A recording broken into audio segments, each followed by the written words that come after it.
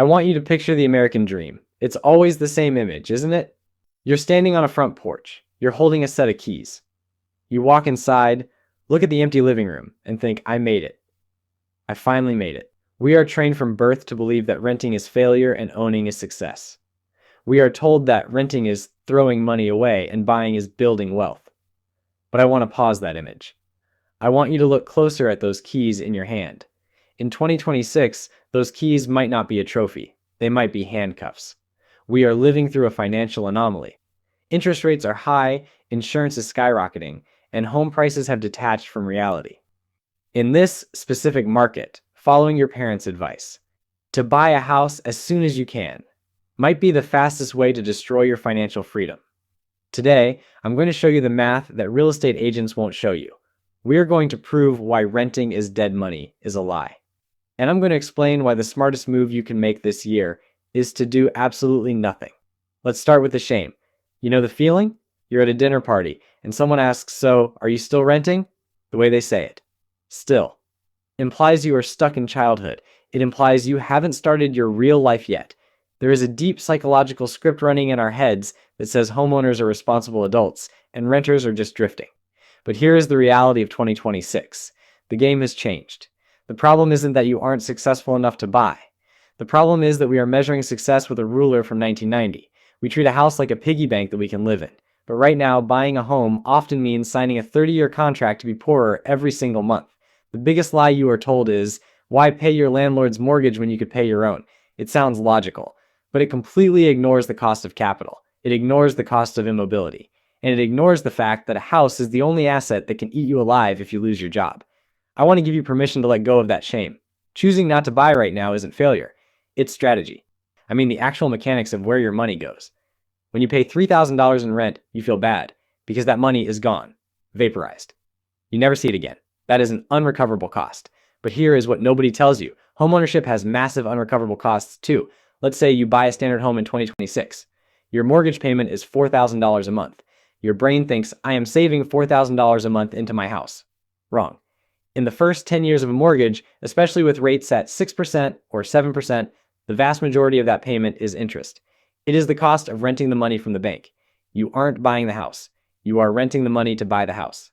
If your payment is $4,000, maybe only $400 of that is actually going to principal, to your equity. The other $3,600, that goes to the bank. Then you add property taxes. Then you add homeowners insurance. Then you add maintenance, which is usually 1% of the home's value every year. When you add it all up, your unrecoverable cost of owning might be $4,500 a month. Money you will never see again. If you can rent that same house for $3,000, you are strictly mathematically wealthier by renting. You are saving $1,500 a month in pure cash flow. The house makes you look rich. The cash flow makes you actually. But the math isn't even the biggest reason to wait. The biggest reason is freedom. In finance, we call this liquidity. In life, we call it options. When you buy a house, you are planting a very heavy anchor. You are betting that your job, your industry, and your city will be stable for the next 10 years. But look around. AI is shifting industries overnight. Remote work is changing where we can live. The economy is volatile. Imagine two people.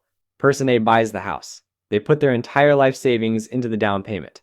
They have $4,000 leaving their account every month. They are house rich, cash poor. Person B rents. They keep their cash in the bank. They invest the difference. Now, imagine a recession hits.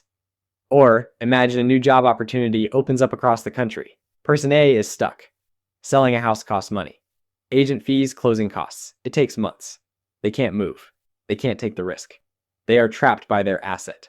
Person B. They give 30 days notice. They pack their bags. They take the new job. They pivot.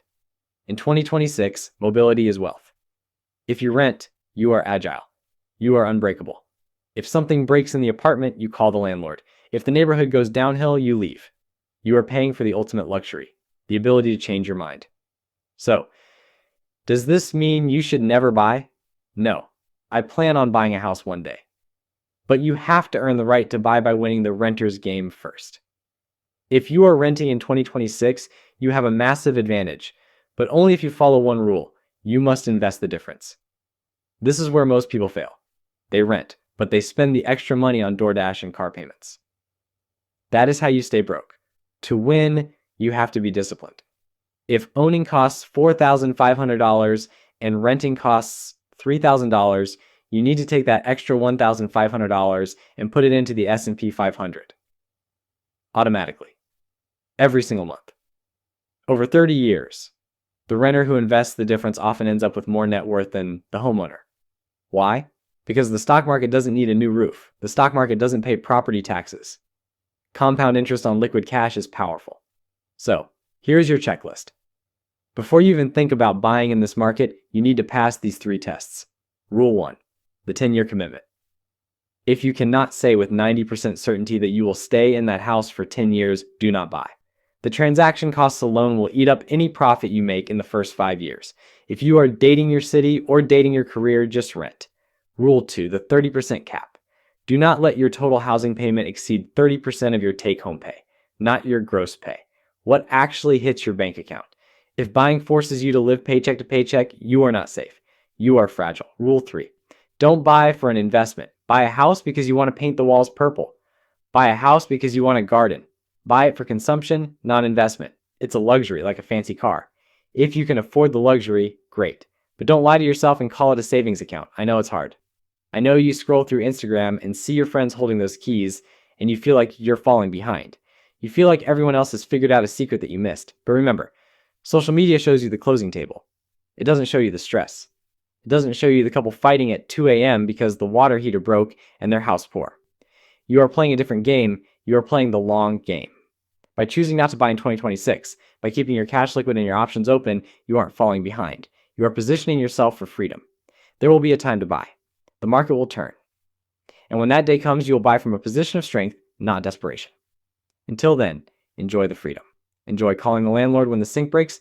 You aren't behind. You're just free. Thanks for watching.